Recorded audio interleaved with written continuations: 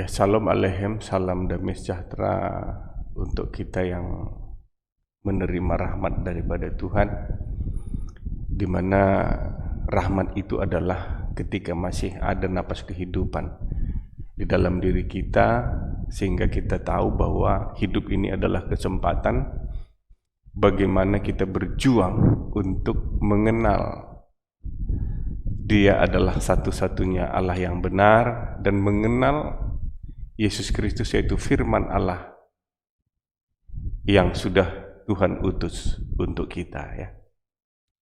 Jadi mengenal ini berarti kita ini adalah sedang berjalan, ya, berjuang. Makanya di dalam Wahyu selalu dikatakan bahwa siapa yang menang, ya, menerima mahkota kehidupan. Jadi di sana semua dikatakan siapa yang menang.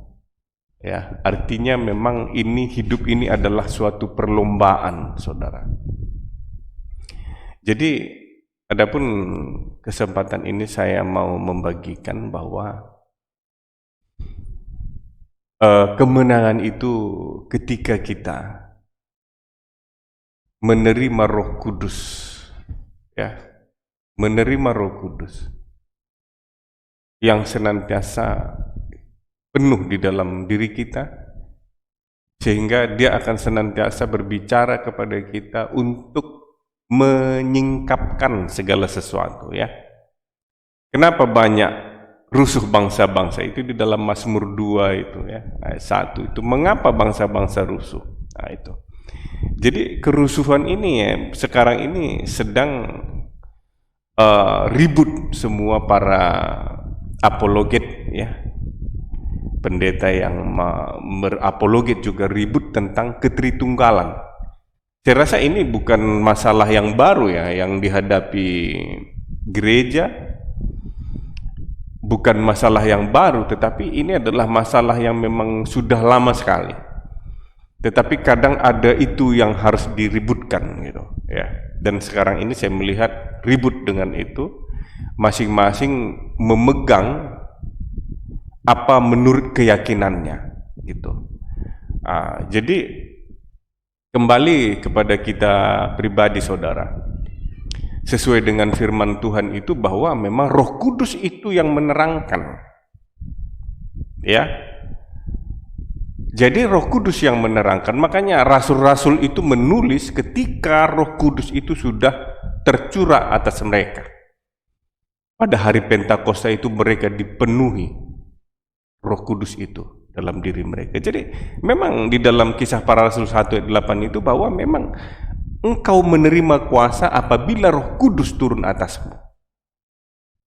Ya, mereka kepenuhan sehingga mereka bisa berbahasa-bahasa asing. Ya, ada sesuatu yang terjadi di dalam diri mereka untuk menjadi berkat bagi orang lain yang tidak mengenal kebenaran. Ya, Tuhan melakukan itu semua untuk orang-orang, ya, yang sudah menerima Roh Kudus. Dia pakai untuk menjadi saksi, bukan orang yang tidak menerima Roh Kudus. Memang ada firman mengatakan, saudara, bahwa tidak ada satupun orang dapat mengatakan, mengaku bahwa Yesus itu adalah Tuhan kalau bukan daripada Roh Kudus, ya. Jadi makanya ini semua adalah polemik di dalam diri kita, dan bahkan yang bertengkar ini sekarang ini adalah orang yang mengaku bahwa Yesus itu adalah Tuhan, dan juga ada yang tidak mengaku itu, ya, bahwa Yesus itu hanya sebagai perkataan Tuhan, ya, dia bukan Tuhan, gitu, ya. Jadi banyak sekali, ya. Jadi ini adalah membuktikan bagi kita bahwa memang betul-betul zaman ini adalah zaman akhir, ya. Ya, zaman akhir, karena hampir semua orang ingin menyelidiki ini, ya.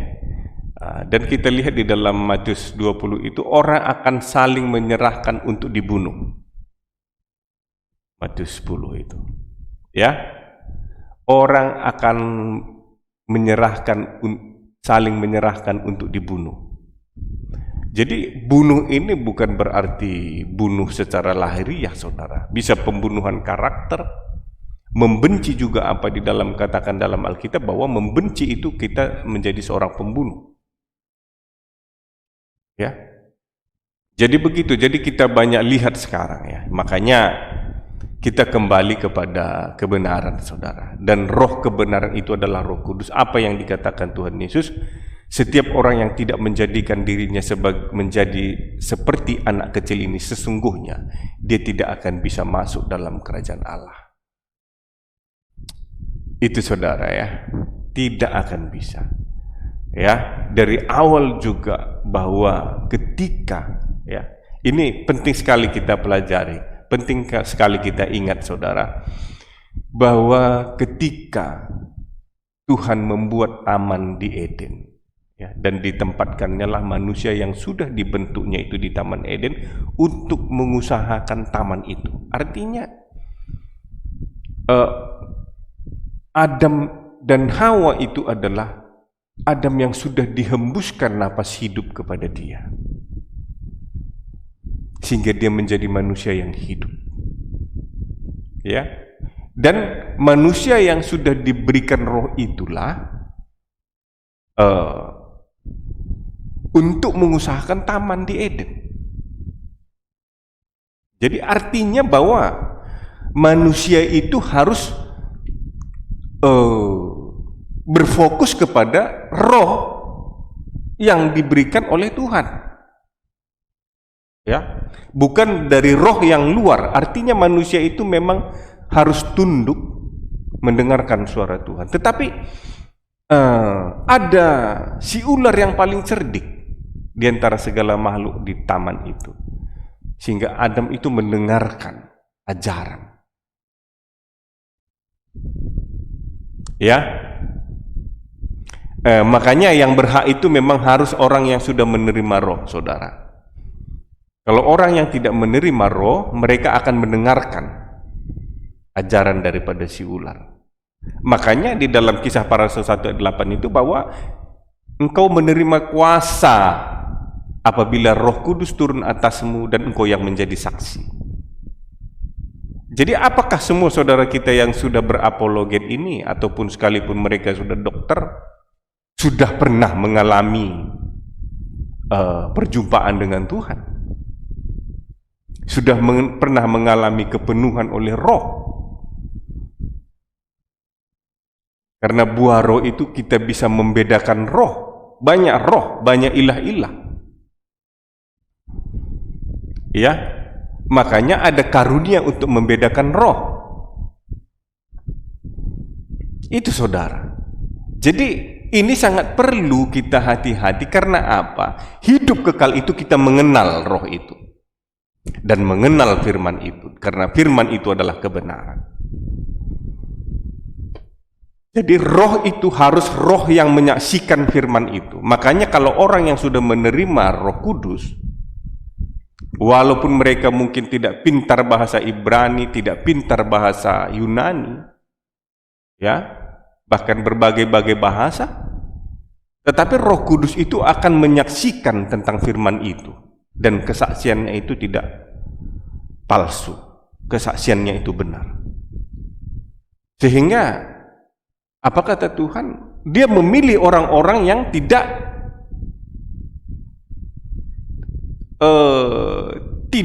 dari kalangan orang yang terkemuka, orang yang pandai, untuk mempermalukan orang-orang yang menganggap dirinya pintar. Tetapi banyak orang yang tidak melalui pintu ini, saudara. Banyak orang yang tidak melalui pintu ini masuknya, sehingga mereka adalah pencuri. Mereka adalah pembunuh, maka ada kebencian, ada marah. Itu karena mereka bangun segala sesuatunya dengan pikiran. Sama seperti di Taman Eden itu, mereka makan buah pengetahuan, bukan buah kayu larangan, buah pengetahuan yang baik dan yang jahat. Karena yang dari luar itu adalah pengetahuan, tetapi roh itu adalah kebenaran. Makanya kita harus memang bergaul dengan Roh Kudus. Siapa yang memberikan Roh Kudus itu? Tuhan. Ya. Itu saudara. Jadi kalau masalah mengapa dia juga mengaku bahwa Yesus itu Tuhan, tetapi ternyata berbeda-beda pendapat. Ya, ingat apa yang dikatakan ketika Tuhan Yesus itu bertanya kepada murid-muridnya, menurut orang siapakah aku ini? Siapakah anak manusia? Ada yang mengatakan Yohanes, ada yang mengatakan Elia, ada yang mengatakan nabi-nabi. Terus Tuhan bertanya kepada Petrus, menurut engkau siapakah aku ini? Apa kata Petrus? Engkau adalah Mesias, anak Allah yang hidup. Bukan engkau mengatakan itu Petrus, tapi Bapa yang mengatakan itu. Artinya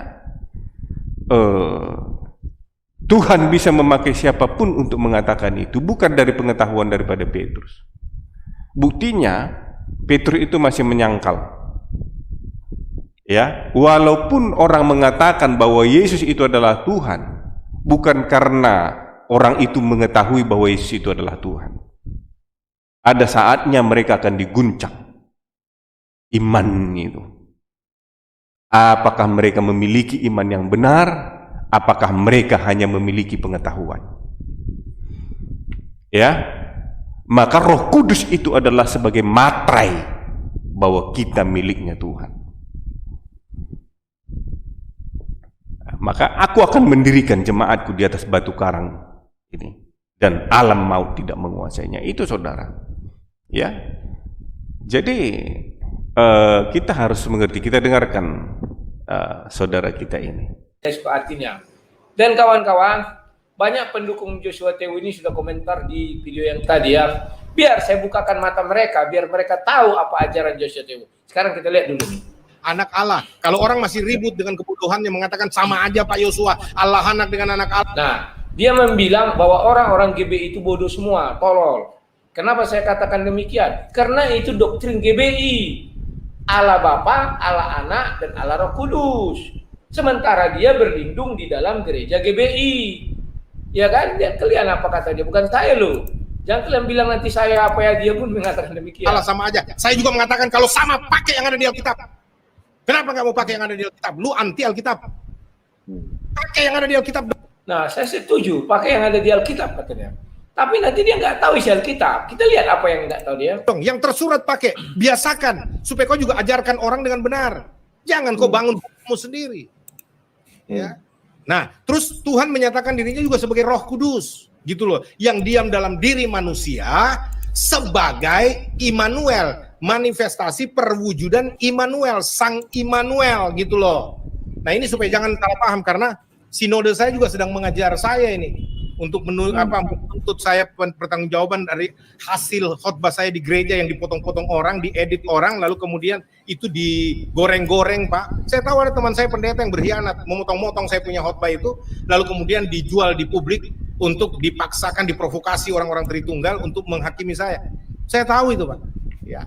Tapi saya mau katakan, saya waktu ditanya saya... Nah sekarang dia sudah mulai mengatakan bahwa ada pendeta-pendeta pengkhianat. Baru saya tahu ada pendeta pengkhianat.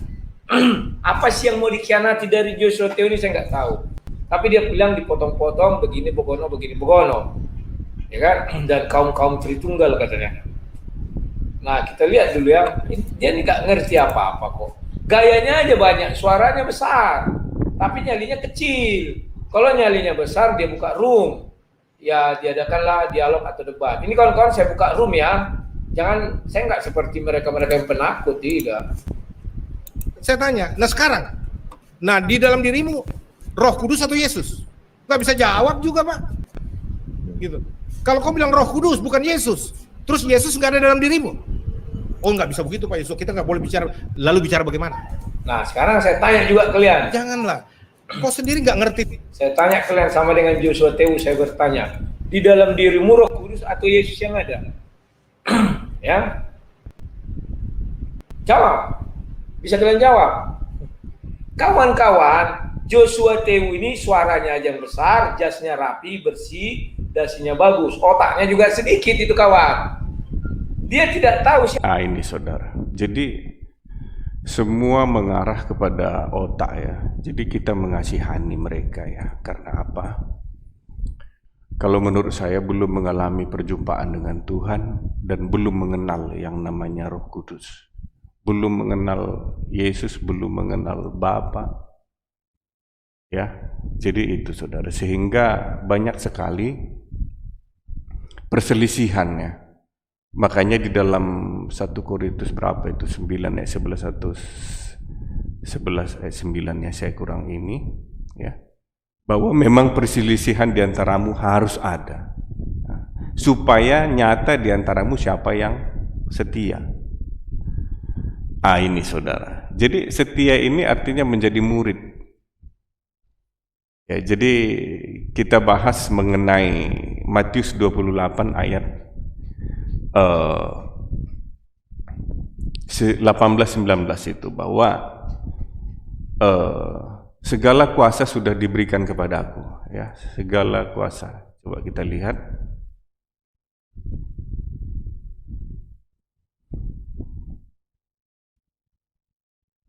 Terus ya pas, oke. Ya. Yesus mendekati mereka dan berkata, padaku telah diberikan segala kuasa di sorga dan di bumi. Berarti nggak ada lagi. Jadi segala kuasa diberikan kepada Yesus di sorga dan di bumi. Berarti nggak ada lagi kuasa. Karena memang hanya dua, di sorga dan di bumi. Langit dan bumi. Ya. Segala kuasa sudah diberikan kepada dia. Ya memang iya. Makanya di dalam firman itulah kepenuhan kuasa itu, kepenuhan keilahian itu, kepenuhan kealahan itu. Karena memang firman itulah wujud daripada kuasa itu. Ini saudara. Firman itulah wujud daripada kuasa itu. Firman itulah, kalau dia suara, firman itulah suara daripada kuasa itu, ataupun yang kita dengar. Kalau tidak ada firman itu, kita tidak mendengar suara itu. Begitu.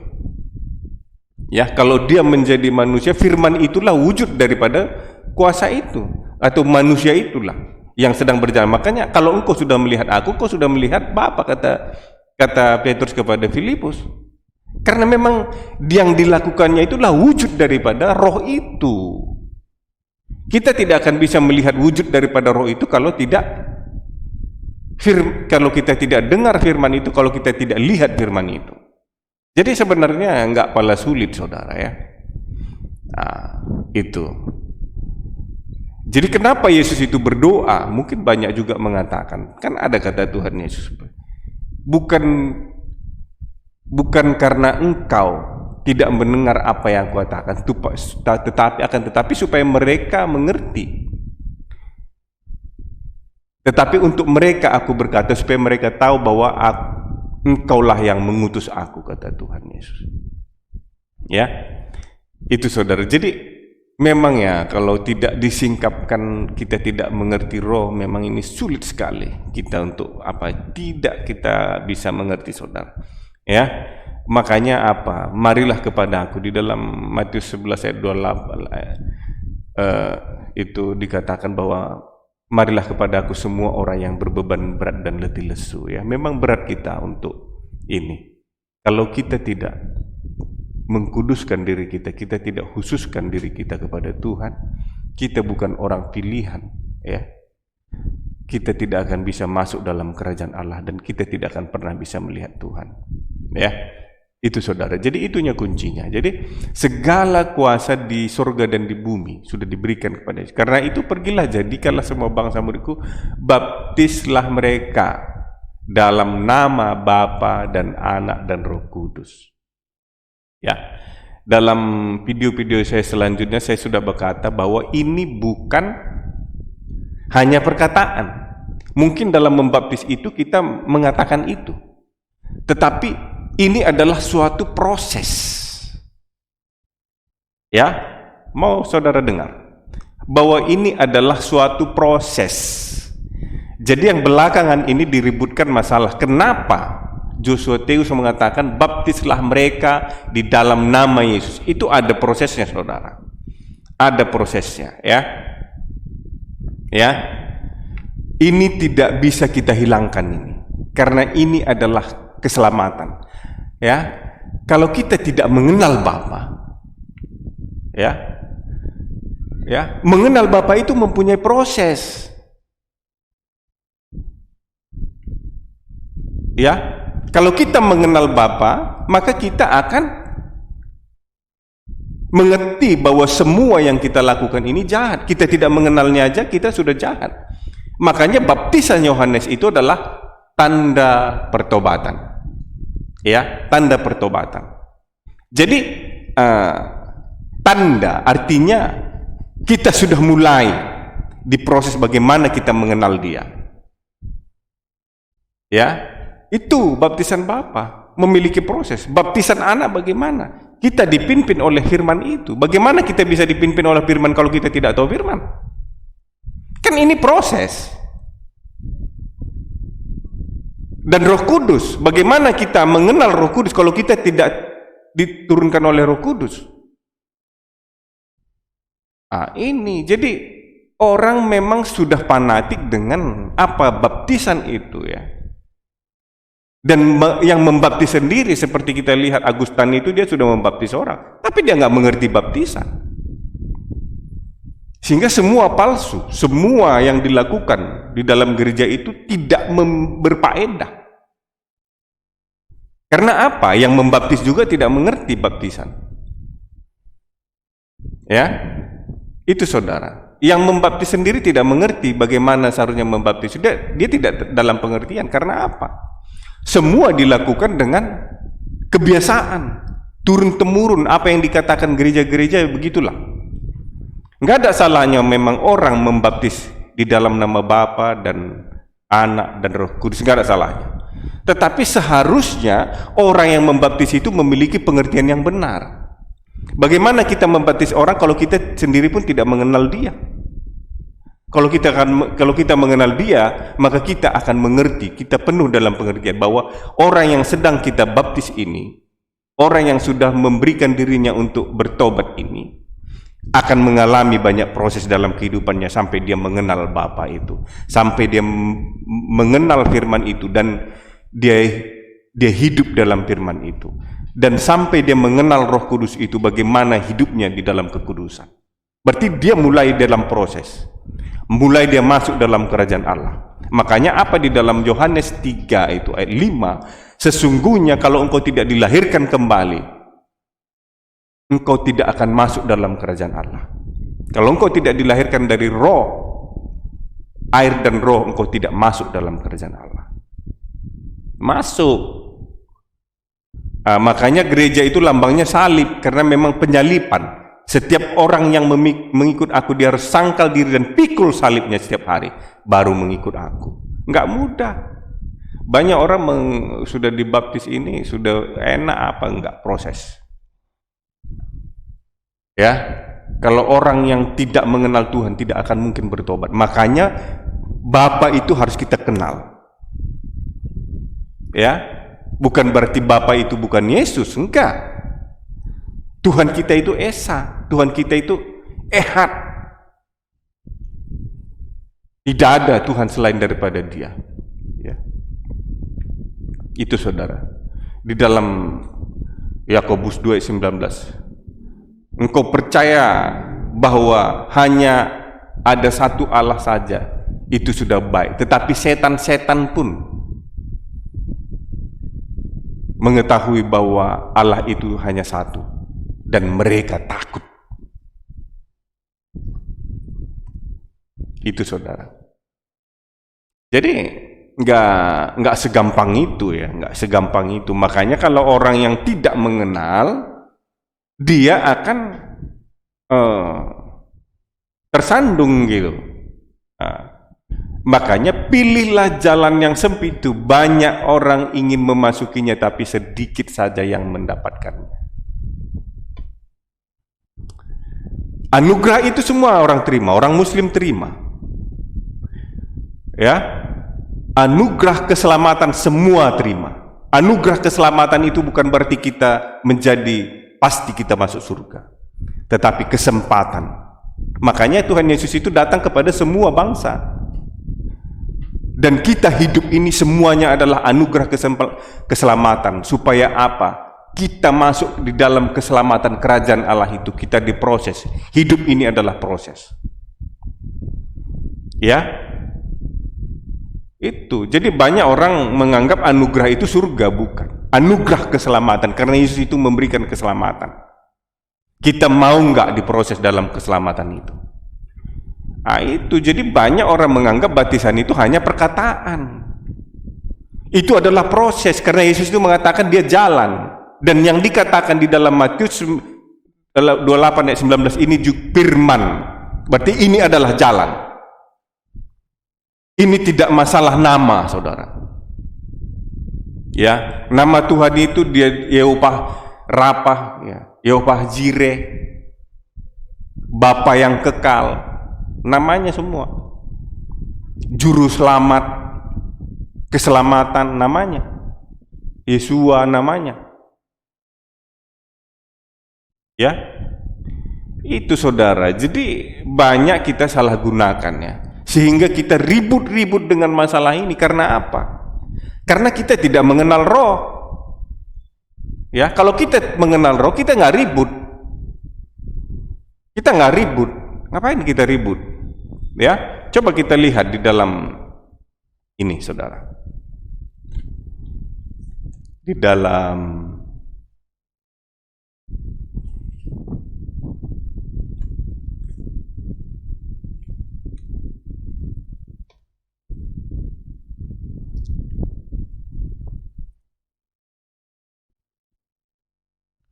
Kisah Para Rasul.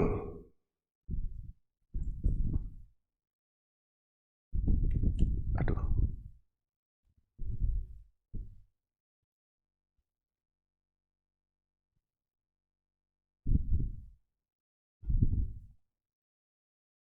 Oh ini. Kisah Para Rasul 8 ayat 16.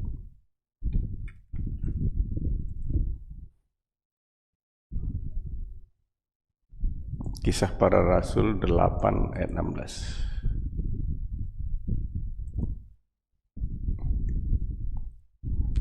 Sebab Roh Kudus belum turun di atas orang pun di antara mereka, karena mereka hanya dibaptis dalam nama Tuhan Yesus.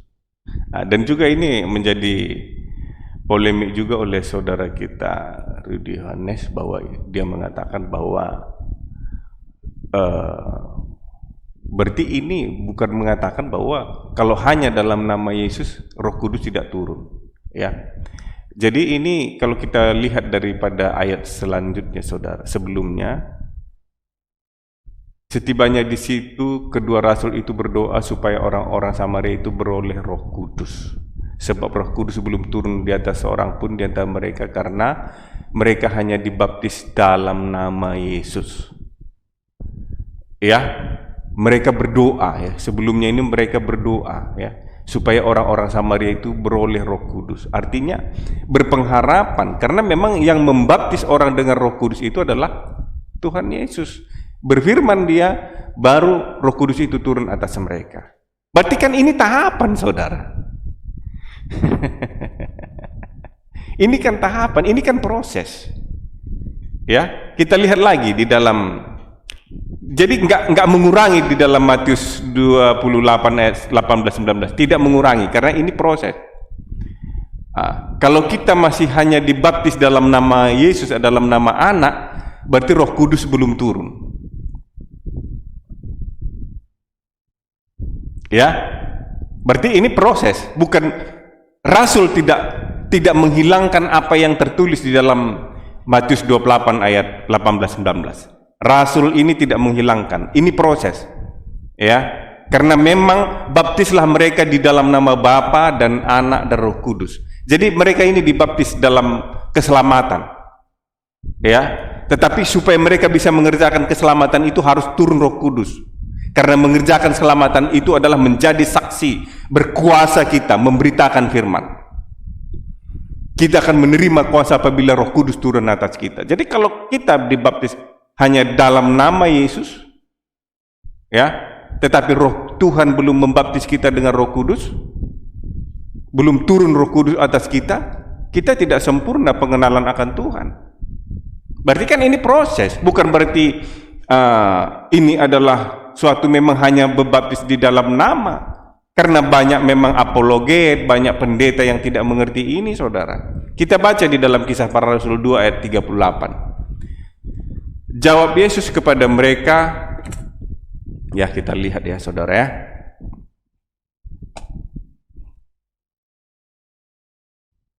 Kisah Para Rasul 2 ayat 38. Ya.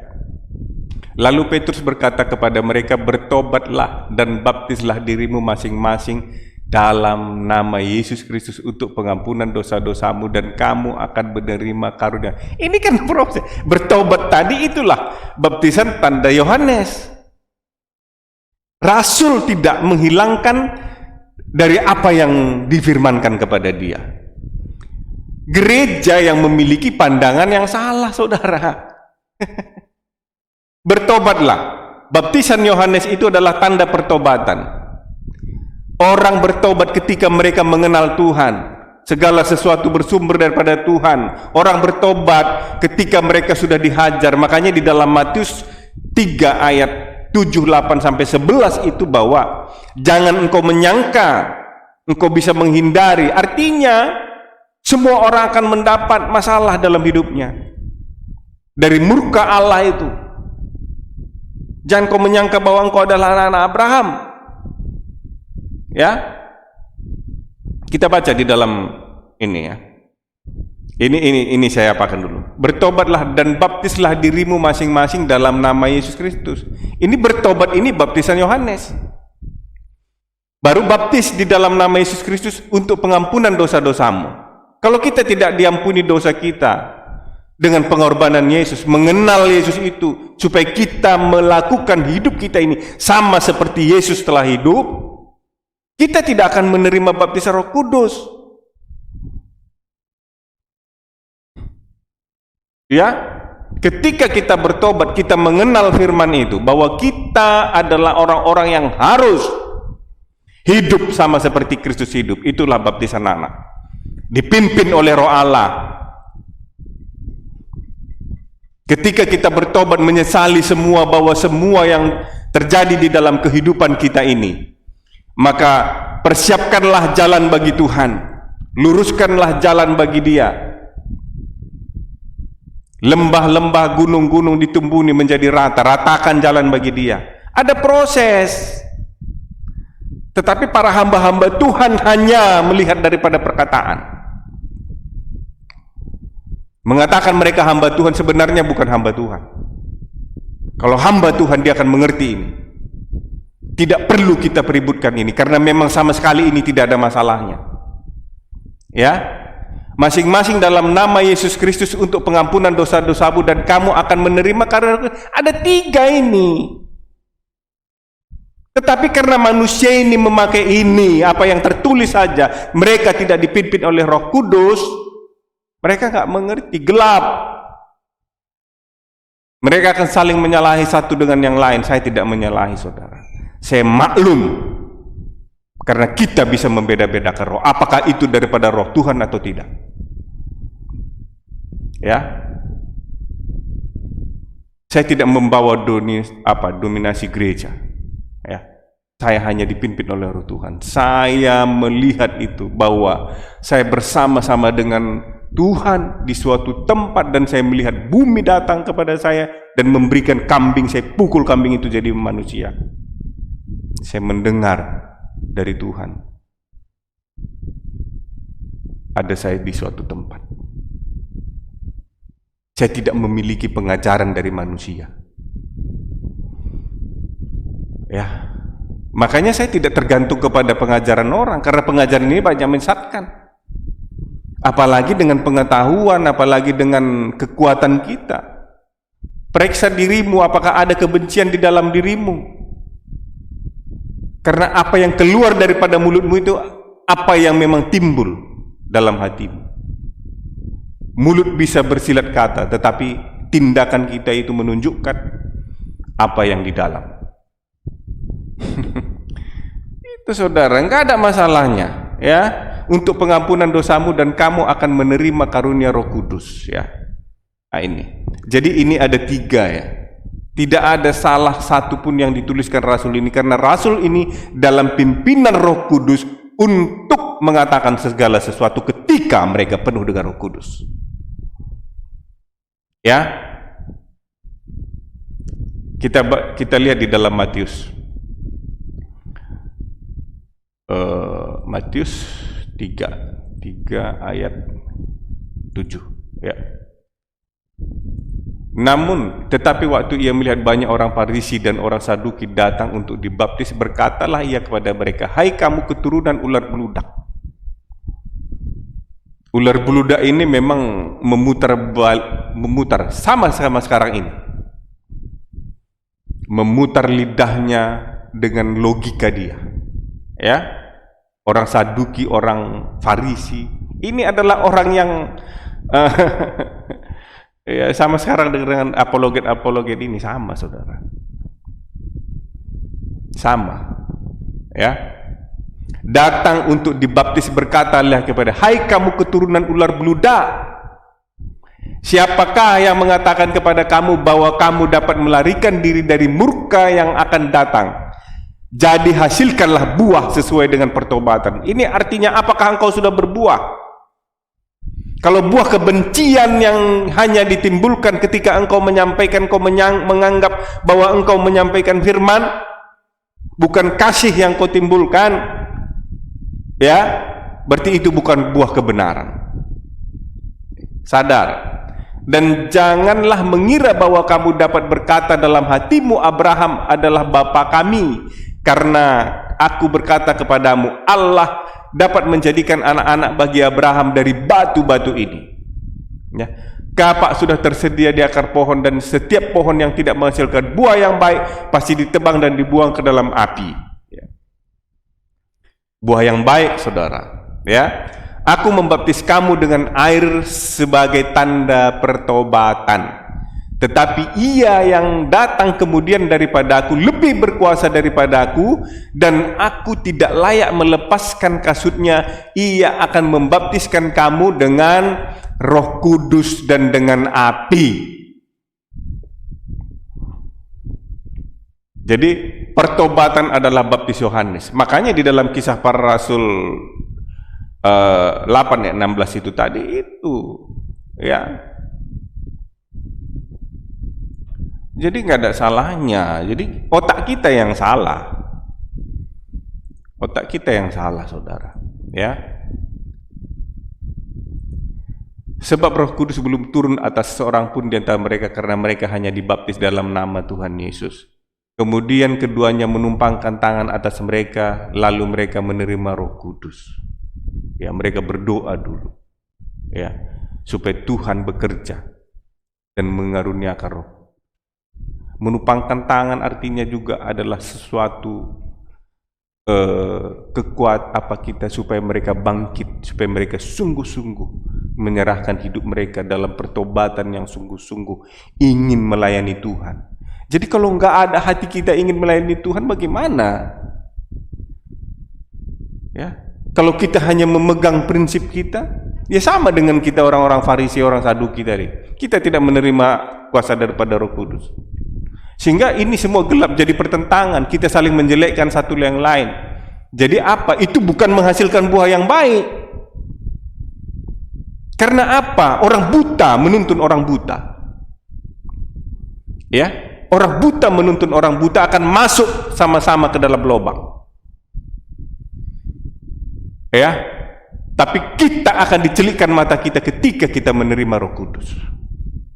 Jadi ini tahapan. Sebab Roh Kudus belum turun atas mereka seorang pun, karena mereka hanya dibaptis dalam nama Tuhan Yesus. Ini tadi di dalam Kisah Para Rasul 2 ayat 38 tadi, bahwa Petrus mengatakan, "Bertobatlah, berilah masing-masing dirimu dibaptis di dalam nama Yesus, maka engkau akan menerima karunia Roh Kudus." Karena ketika kita mengenal firman itu mengatakan kita ini harus menjadi anak Allah. yang dipimpin oleh Roh Allah. Kalau kita sudah dipimpin oleh Roh Allah, kita akan menjangkau jiwa-jiwa, menghasilkan buah yang baik. Maka Tuhan berikan kuasa itu dengan Roh Kudus. Baru ketika itu kita alami semua, maka Dia membaptis kita dengan api. Setiap pekerjaan akan dibakar dengan api.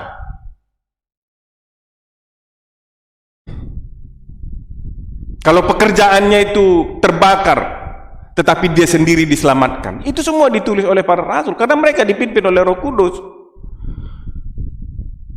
Itu saudara. Ya, saya tidak sekolah teologi, saya hanya sekolah Alkitab sebentar. Tetapi apa di dalam firman itu? Banyak orang mengatakan saya sekolah lagi lah, ambil S1, S2, S3.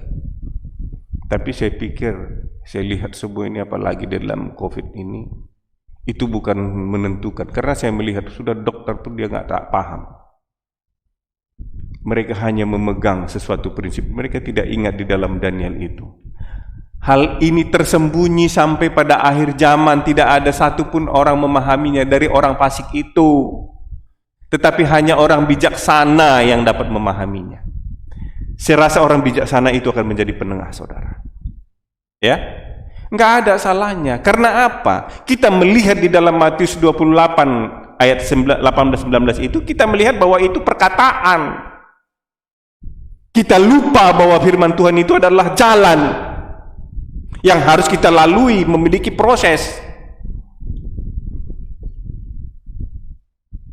Ya, jadi nggak ada salahnya semua firman ini. Apa yang dilakukan Rasul ini nggak ada salahnya. Otak kita yang salah. Ya, otak kita yang salah.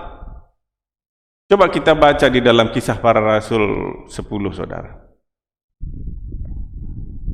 Kisah Para Rasul 10 ayat 48. Nih.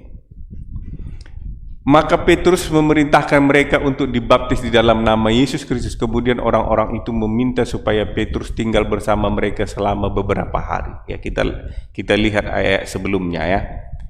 Dan orang-orang percaya yang bersunat yang datang bersama Petrus takjub karena karunia Roh Kudus telah dicurahkan juga kepada bangsa-bangsa lain. Sebab mereka mendengar orang-orang itu berbicara dalam berbagai bahasa dan memuliakan Allah. Lalu Petrus berkata, bukankah tidak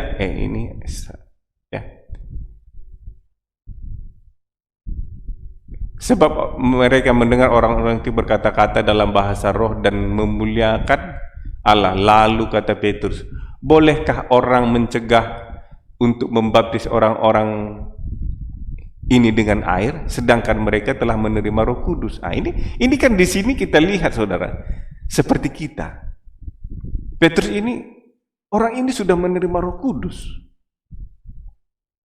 Bolehkah mencegah mereka untuk dibaptis dengan air?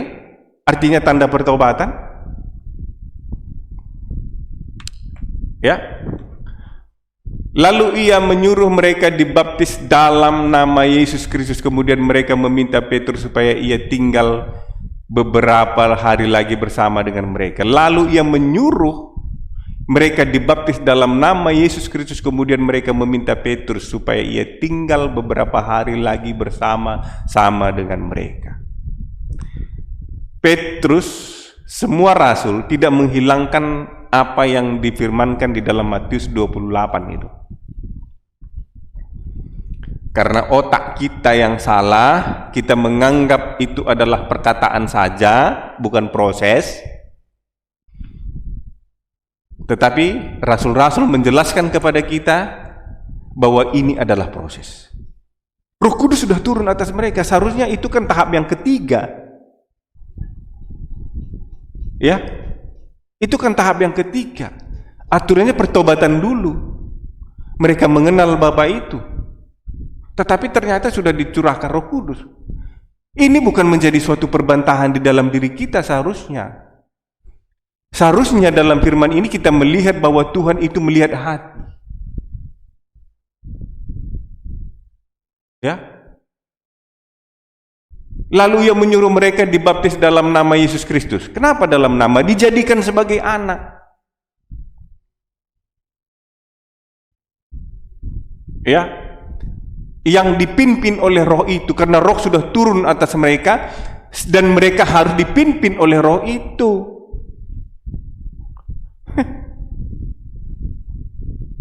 Itu ya saudara ya. Coba bertobatlah ya saudara. Saudara-saudaraku bertobat ya. Jangan kita egois untuk memegang prinsip kita padahal kita orang buta. Ya. Saudara membaptis orang harus penuh dengan pengertian ya. Saya selalu mendengarkan apa yang sering dikatakan verbum veritatis di King Hadas. Saya mendengarkan Esra Suru, ya. Saya mengambil pengetahuan ya, karena mereka lebih banyak mengetahui. Tapi rahasia kerajaan Allah, rahasia firman itu, ya, mereka tidak mengenal. Saya mendengar juga apa yang dikatakan oleh Pak Joshua Teo. Saya mendengar apa yang dikatakan oleh sang debater. Saya mendengar apa yang dikatakan tanpa ragi. Tetapi saya dapat mengambil suatu kesimpulan ataupun keputusan karena saya bersama dengan Roh. Itu yang terpenting di dalam hidup kita, saudara. Itu yang terpenting dalam hidup kita, ya. Roh Kudus yang bekerja di dalam diri kita supaya apa? Kita mengenal yang benar itu, mengenal Allah dengan benar, ya. Supaya kita tidak fanatik, ya. Saya ingatkan semua para hamba Tuhan yang membaptis orang, baptislah dengan penuh pengertian. Supaya semua orang yang sedang saudara baptis itu adalah akan diproses. Dan prosesnya itu seperti apa yang dikatakan di sini, apa permintaan orang itu. Lalu ia menyuruh mereka dibaptis dalam nama Yesus Kristus. Kemudian mereka meminta Petrus supaya tinggal beberapa hari lagi bersama dengan mereka. Artinya dia meminta supaya Petrus itu memberikan banyak pengajaran kepada mereka. Dan para hamba Tuhan yang mengajari semua jemaat, bawalah kepada padang rumput yang hijau, kepada seluruh kebenaran itu. Anda belum benar, bagaimana Anda bisa memberikan kebenaran kepada mereka? Orang benar, orang akan menerima baptisan Roh Kudus. Kalau Anda belum mengalami baptisan Roh Kudus, bertobatlah, ya. Kalau masalah Anda pintar, orang Farisi seperti di dalam Matius 3 tadi, ayat 6, 7 tadi, 8 sampai 11 itu, orang Farisi juga pintar dalam Alkitab ini, bahkan mereka banyak menghafal firman. Orang Saduki, ya, ahli-ahli Taurat, ya. Apa kata Yohanes? Bertobat. Koreksi diri saudara, para hamba Tuhan. Koreksi dirimu. Apakah masih egois, mementingkan diri sendiri? Kalau Anda masih egois, Anda tidak akan melihat kebenaran. Ya, saya belajar dari Anda, tapi saya melihat kebenaran. Saya bisa melihat, membeda-bedakan roh. Mungkin pengetahuan saya tidak seperti yang saudara miliki semua, ya. Tetapi saya memiliki Yesus, Roh Kudus bekerja di dalam hidup saya, Roh Bapa yang bekerja dalam hidup saya, yang senantiasa mengajari saya tentang apa yang saudara ajarkan, ya. Dan apa yang saudara ajarkan itu saya sangat bersyukur dan saya sangat berterima kasih, karena hari demi hari saya dibangun. Bagaimana saya memiliki juga pengetahuan, karena apa di dalam Yeremia 31 itu, bahwa Dia akan menuliskan di dalam hati kita, ya, menempatkan firman-Nya, hukum-Nya di dalam batin kita, ya. Itu. Jadi akal budi kita Dia akan berikan juga Jadi semua dibangun, saudara. Ya, tetapi keputusan kita untuk bertobat itu yang terpenting. Saya tidak menghalangi saudara, saya itu sangat berguna bagi semua orang tentang apa yang saudara-saudaraku lakukan, tentang pengenalan akan Tuhan. Tetapi ternyata pengetahuan tidak cukup untuk kita bisa dekat kepada Tuhan. Pengetahuan bisa saja menjadi batu sandungan kepada kita, tetapi saudara akan lebih sempurna ketika saudara bertobat. Rendahkan diri di hadapan Tuhan, supaya saudara menerima karunia Roh Kudus, dan saudara bisa membeda-bedakan roh, dan kita tidak bertengkar lagi. Saya tidak ada pertengkaran kepada semua saudara, saya tidak ada berselisih. Ya, kita lihat sedikit lagi apa yang dikatakan teman kita ini. Siapa Yesus? Sampai sekarang banyak pendeta, banyak teolog tidak mengenal siapa Yesus. Yesus itu Alkitab, kan dia bilang tadi kembali ke Alkitab. Alkitab mengatakan Yesus itu adalah firman Allah yang menjadi manusia. Dan manusia, ingat, dan manusia itu ingat, firman Allah yang menjadi manusia itu. Iya, nggak salah itu, nggak salah ya. Tetapi mengenal itu yang terpenting ya. Semua nggak salah. Apa yang dikatakan Joshua Teo juga nggak salah. Apa yang dikatakan Niki Nadas itu nggak salah. Karena memang ada tertulis. Tetapi nggak cukup sampai di situ, saudara. Ya, kita harus dalam pimpinan Roh. Itulah Allah Immanuel, Dia yang menyertai kita untuk selama-lamanya. Dia tidak pernah meninggalkan kita. Itu saja, saudara. Terima kasih. Tuhan Yesus memberkati kita semua. Amin.